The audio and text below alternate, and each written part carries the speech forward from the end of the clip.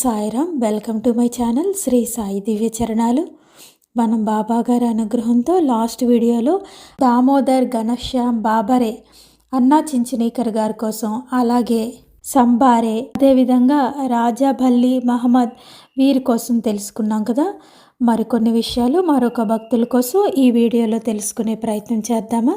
బోడస్ ప్రఖ్యాత మహారాష్ట్ర నటుడు గణపతిరావు బోడస్ మొదట నాస్తికుడే. సాధువులు చుట్టూ తిరిగేవారిని గేలు చేస్తూ ఉండేవాడు. అతడు సాయిని దర్శిస్తే అతని అభిప్రాయం మారగలదని అతని మిత్రులు చెప్పారు. అతడు ఆఫీసు పని మీద అహ్మద్నగర్ వచ్చినప్పుడు షిరిడీకి వచ్చాడు. అక్కడకు రాగానే ఏమనుకున్నాడో గాని ఒక కొబ్బరికాయ, కొద్ది పొగాకు కొని సాయిని దర్శించి సమర్పించుకున్నాడు.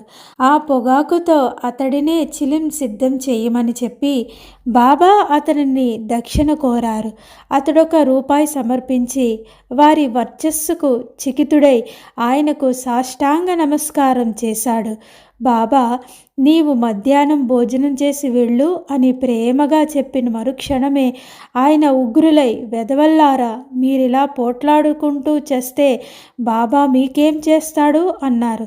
అంతకు 2 రోజుల ముందు సాటి ఉద్యోగి అయిన జోగ్లేకర్తో తాను పోట్లాడినందుకు బాబా అలా అన్నారని తెలిసి బోడస్ ఆశ్చర్యపోయారు. తర్వాత అతడు భోజనానికి వెళ్ళినప్పుడు ఒక భక్తుడు సాయిబాబా దక్షిణ కోరినప్పుడు మన వద్దనున్నదంతా సమర్పించడం అది ఎంతో అదృష్టమని చెప్పడం బోడస్ విన్నారు. మరలా షిరిడీకి వచ్చినప్పుడు అలానే చేద్దామనుకున్నాడు బోడస్. అతడు బాబా వద్ద సెలవు తీసుకోవడానికి వెళ్ళినప్పుడు ఆయన బాల్-లాయి అనే మంగలి చేత క్షురకర్మ చేయించుకుంటూ ఉన్నారు. అతనిని చూస్తూనే, వెళ్తున్నావా అని అన్నారు బాబా. లేదు, మీ అనుమతి కోరడానికి వచ్చాను అన్నాడు బోడస్. వెంటనే సాయి అతనిని దక్షిణ కోరారు. అతడు సంతోషంగా తన వద్దనున్నదంతా కూడా బాబాకు సమర్పించుకున్నారు. బాబా అతని నుదుట ఊదిపెట్టి అతని తల మీద చేయి పెట్టి, నీవు హృదయపూర్వకంగా నీ వద్ద ఉన్నదంతా ఇచ్చావు గనుక భగవంతుడు నీకు సర్వం సమృద్ధిగా ప్రసాదిస్తాడు అని ఆశీర్వదించారు. సాయిని దర్శించాక ఇంకే మహాత్ముణ్ణి దర్శించనక్కర్లేదని బోడస్ నిర్ణయించుకున్నాడు. కొద్ది కాలంలోనే అతడు షిరిడీకి వచ్చి బాబాగారి ఆశీర్వాదం తీసుకున్న తర్వాత అతడు ఎంతో ధనవంతుడయ్యాడు. మరొక లీల కోసం తెలుసుకుందాం. బాలాభావు అంధారేకి చెందిన బాలాభావు మొదట కళ్యాణ్లో దాసుగన్ మహారాజు కీర్తనల వలన బాబా గురించి విన్నాడు. తర్వాత బాంద్రాకు చెందిన అమీర్ శంకర్ కూడా బాబా గురించి ఎంతో గొప్పగా చెప్పి అతనిని బాబా దర్శనం చేసుకోమని చెప్పాడు. అప్పుడతడు శ్రీకృష్ణ పాటేల్తో కలిసి 1908లో షిరిడీకి వెళ్ళాడు. అతడు తన అనుభవాలు ఇలా చెప్పాడు. అప్పట్లో సాటేవాడ ఒక్కటే షిరిడీలో ఉన్న వసతి గృహం. కానీ మేము గణపతి ఆలయంలో బస చేశాం. ఆ రోజు బొంబాయి నుండి జనం ఎవ్వరూ రాలేదు. కానీ ఆ గ్రామానికి చెందినవారు, పరిసరాల వారు ఎంతోమంది వచ్చారు. నేను మొదట అక్కల్కోట వెళ్ళదలుచుకున్నాను కానీ ఆ దారిలోనే షిరిడీ ఉన్నదని, దానిని దర్శించుకున్నాక అక్కల్కోట వెళ్ళవచ్చని అమీర్ శంకర్ చెప్పాడు. కనుక మేము కేవలం బాబా దర్శనం మాత్రం చేసుకొని అక్కల్కోట్ బయలుదేరి వెళ్ళిపోవాలని అనుకున్నాం. కానీ మేము బాబాను దర్శించగానే ఆయన, నేను అక్కల్కోట్ వెళ్ళి తీరాలి అని అన్నారు. నా మనోభావాన్ని గుర్తించగల వారి శక్తిని చూసి ఆశ్చర్యపోయాను. ఆ రోజంతా వారి సన్నిధిలోనే గడపాలని నిర్ణయించుకున్నాము. ఒక మహాత్ముని సన్నిధిలో ఉన్న సంతోషం పొందాలనేదే నేను కోరేది. ఆ మరో రోజు వారి అనుమతితోనే అక్కల్కోట వెళ్ళాము. వారి చేత ఆకర్షించబడ్డాను గనుక అటు తర్వాత దీపావళికి మరలా షిరిడీకి వెళ్ళాను. ఆ సమయంలో బాబా సన్నిధిలో బొంబాయి నుండి వచ్చిన జనం ఉన్నారు. నా వెంట 5గురు వచ్చారు.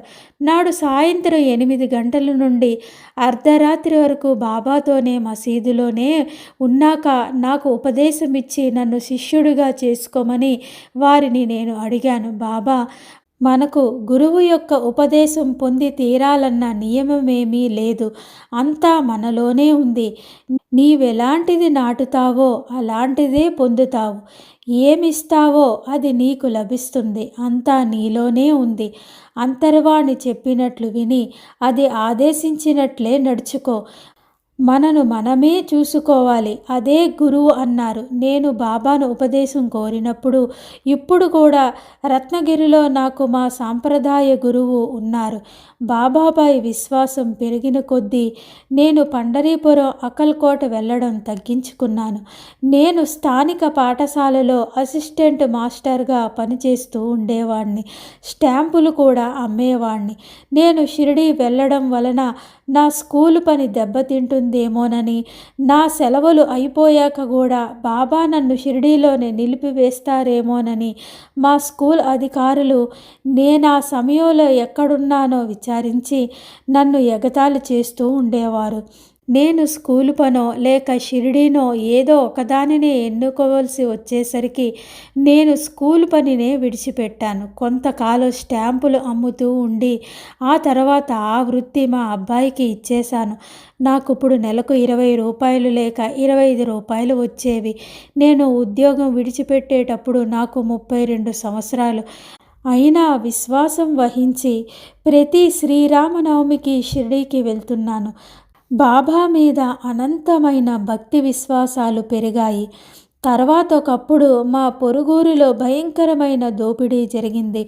దొంగల చేతిలో తీవ్రంగా గాయపడి ఆ ఇంటి వారిని ఆసుపత్రిలో చూశాను కూడా. మా కుటుంబాన్ని అట్టి ఆపద నుంచి రక్షించమని బాబాను ప్రార్థించాను.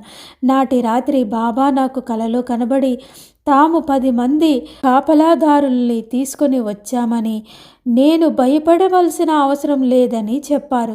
అదే సమయంలో కొందరు చాకలి వాళ్ళు తాము మామూలుగా గుడ్డలు ఉతుక్కునే చోటుకు రైల్వే శాఖాధికారులు రానివ్వడం లేదని చెప్పి మా స్థలంలో గుడిసెలు వేసుకోమని కోరారు. నేను వెంటనే ఒప్పుకున్నాను. నాకు నెలకు 200 రూపాయలు అద్దె లభించడమే కాకుండా వారి తోడు కూడా నాకు లభించింది. బాబా కలలో ఏ విధంగా అయితే నీకు 10 మంది కాపలాదారుల్ని తీసుకొని వస్తున్నానని అభయం ఇవ్వగానే మా ఇంటి చుట్టూ వారందరూ కాపలాగా ఎంతో చేదోడు వాదోడుగా మాకు తోడుగా ఉండడం మాకు లభించింది. అప్పుడున్న మా బావిలో నీరు వాళ్ళకి చాలకపోయేసరికి బాబాతో సంప్రదించి కొత్త బావి త్రవ్వించాను. అందులో నీళ్లు పుష్కలంగా పడ్డాయి. తర్వాత స్వయంగా నేను షిరిడీకి వెళ్ళి బాబా అనుమతి పొంది ఇల్లు కట్టడం ప్రారంభించాను. అప్పుడు నా వద్ద 5 గదులు కట్టడానికి మాత్రమే డబ్బు ఉంది. కానీ బాబా నేల మీద 25 గీతలు గీసి గదికొక రూపాయి చెప్పిన 25 రూపాయలు ఇవ్వు అని నన్ను దక్షిణ అడిగారు. నేను పని ప్రారంభించాక క్రమంగా 1925 సంవత్సరం నాటికి 25 గదులు కట్టుకోగలిగాను. అవన్నీ కూడా అద్దెలకి ఇచ్చి ఆ డబ్బుతో ఎంతో సుఖంగా సంతోషంగా నా జీవనాన్ని కొనసాగించాను. ఇదంతా కూడా నా సద్గురువు అయిన శ్రీ సాయి అనుగ్రహమే అని భావిస్తూ నా శ్వాస వదిలినంత వరకు నా కుటుంబం వారు నేను అందరం కూడా బాబా గారి ధ్యాసలో బాబాయే సర్వస్వం నిరంతరం సద్గురు యొక్క చరణాలను స్మరించుకుంటూ ఎంతో హాయిగా మా జీవితాన్ని గడిపామని బాలాభావ్ తన అనుభవాల్లో బాబా గారి గురించి వారి లీల ఈ విధంగా వివరించారు. ఈ విధంగా బాబా గారి యొక్క అనుగ్రహం సంపూర్ణంగా మనందరికీ కూడా ఉండాలని బాబాను మనస్ఫూర్తిగా ప్రార్థిస్తున్నాను. బాబా కూడా ఎల్లవేళలా తన భక్తులని రక్షించి కాపాడుతూ ఉంటారు. అదేవిధంగా మనం అందరం కూడా అనుక్షణం ఎప్పుడు సద్గురు యొక్క ధ్యాసలో ఆధ్యాత్మికమైన మార్గంలో ప్రయాణించే మన మీద కూడా అలాంటి చెడు ప్రభావం మనకి తగలకుండా సాయిబాబాయే మనల్ని ఎల్లవేళలా రక్షించి కాపాడతారు. బాలాభావ్ కూడా ఎంతో భక్తి శ్రద్ధలతో బాబా మీద విశ్వాసంతో ఉన్నారు కాబట్టి బాబా వారి కుటుంబాన్ని కూడా ఎంతో చక్కగా రక్షించి కాపాడారు. అదేవిధంగా మనందరినీ కూడా బాబా రక్షించి కాపాడతారు. ఇంకా ఎంతోమంది భక్తుల కోసం బాబా మనకు తెలియజేయాలని మనస్ఫూర్తిగా శ్రీ సాయి దివ్య చరణాలకు వేడుకుంటున్నాను. ఓం సాయిరామ్. సమర్థ సద్గురు శ్రీ సాయినాథ్ మహారాజ్ కీ జై. ఓం సాయిరామ్.